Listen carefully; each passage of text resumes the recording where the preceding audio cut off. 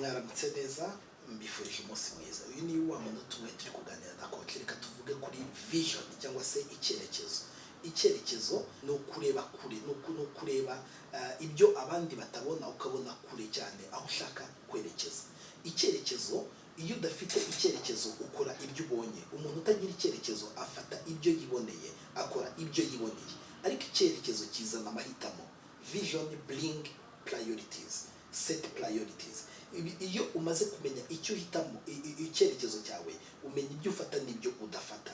Ndagira ngo uyu munsi ugire icyerekezo. Icyerekezo cyawe ni ikihe?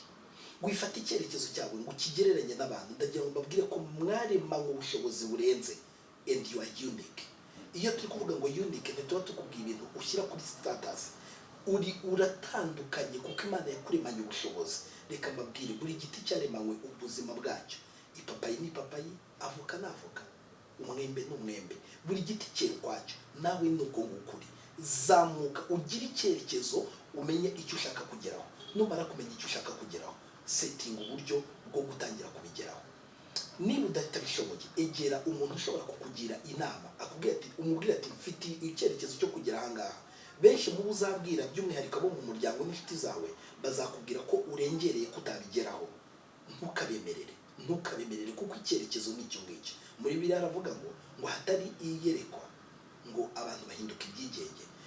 Mu Cyongereza bakoresha amagambo avuga ngo iyo umuntu abuze icyerekezo akora ibyo abonye byose, atwarwa n'uwo ari we wese.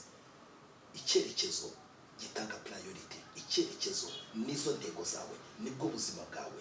Ni nacyo kikugaragariza abo bantu mushobora kugendana nabo mutagendana. Mufata icyerekezo.